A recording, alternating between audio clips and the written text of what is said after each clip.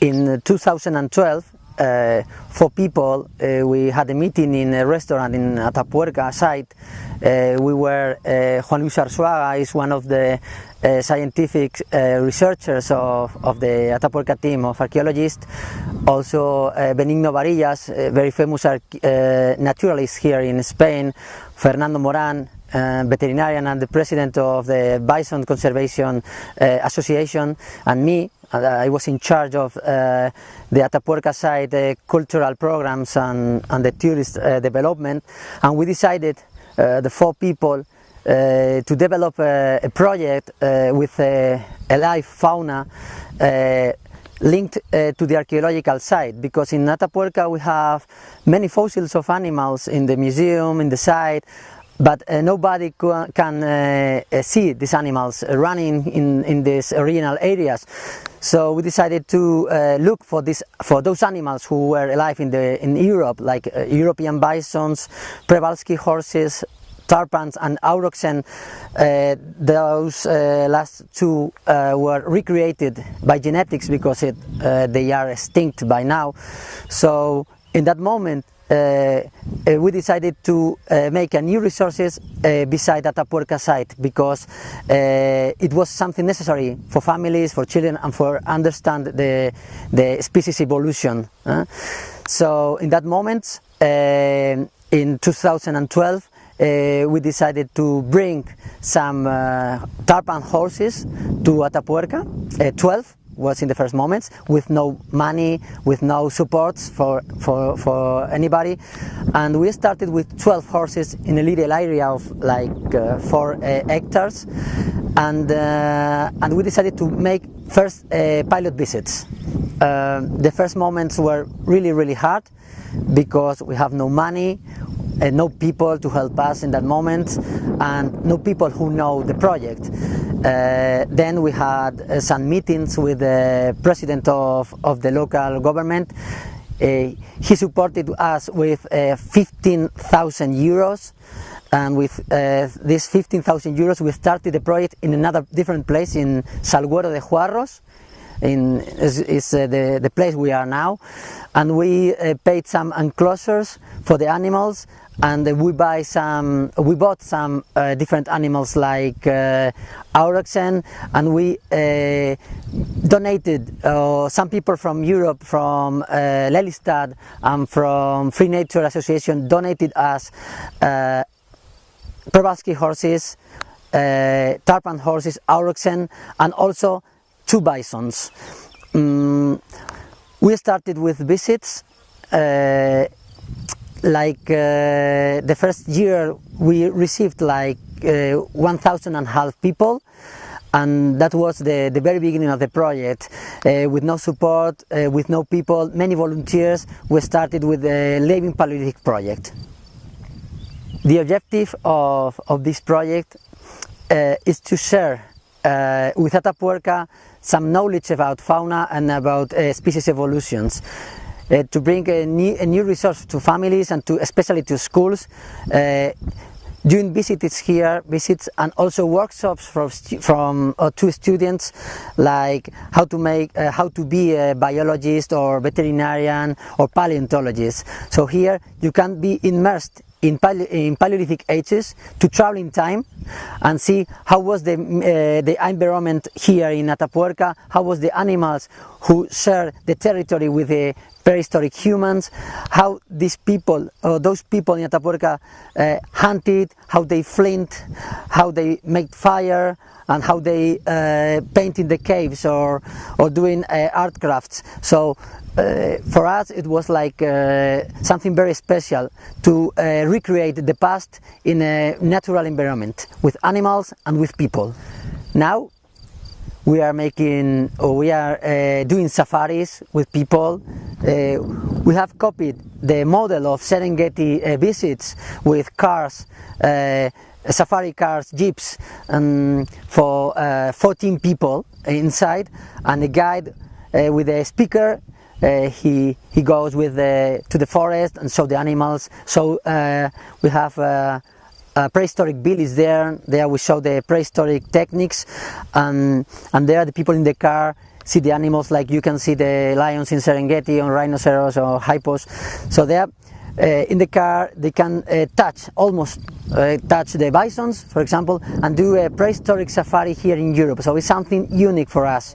We have some problems now because we only have one car, and many people want to visit us, but with one car we can also manage like 60 people per day, and we have many calls that maybe we can hold here like 120 or 200 people per day, but we can't afford that because we have only one car. So we decided to start different visits by foot, and now this last spring we have many visits, people by foot, but we would like to have 2 more cars, to have total 3 cars to move like maybe 200 people in safaris, because for example for elders, for very young children, it's difficult to walk here like 3 kilometers to see the animals. So for us it's important to have more cars, more volunteers, and more people to show, more guides for example to show, but at the moment we have not many money to pay all these cars, all these people. The project is running really good because it's something very special. For us it's unique. You can't do something like that in all Europe because you don't have such a prehistoric site like Atapuerca. So I think it's difficult to do something like that in another countries. Maybe you can do if you have a special site like Atapuerca with more than 1 million years of history, with all the strata full of different animals.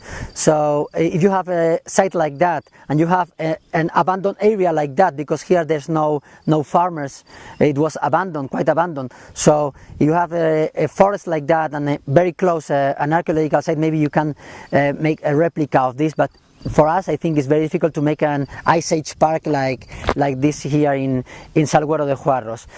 At the first moment we came here, there were like 2 or 3 farmers around here.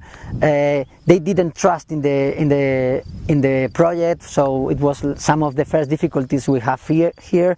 They thought the animals were going to bring some diseases to their calves, and we had to fight with them a lot, and we had to talk with them a lot, and then they understood that this project was good for everybody because the forests were abandoned year by year.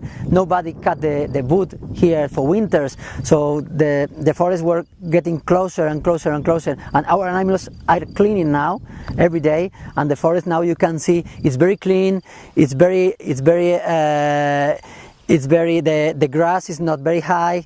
The horses here, for example, are cutting the grass, are preventing from fires the environment. So 5 years later, all the people that are surrounding this project are very happy with it. This year we have received more than 800 students, and our aim at the moment is to bring these visits, this tourist resource to all the students, to show them how the prehistory was. But for the moment the money that we receive with the tickets is the only support we have to bring or to have this project alive. So it's true that we are demanding to the administration to support us with some economic support, to bring some food for the hard winters here in Burgos, and some support to fix different areas of the enclosures that are very old because are from the former farmers that were in this land, and also to promote our project because as we are not very known, we are visited by many people, but if we have a very little support of promoting, maybe we can multiply our tourism maybe by 3 or 4 times more. For visiting us, there are many ways for contact. We have a good web page with all the information of the visit and the animals that you can find here.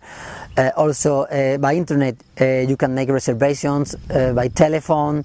Also you can come here in weekends and try to find a place in the car to visit the animals. So we are using very important for us is using the social networks like Facebook or Twitter, because many people uses these networks for knowing what to visit in the summer time or in winters.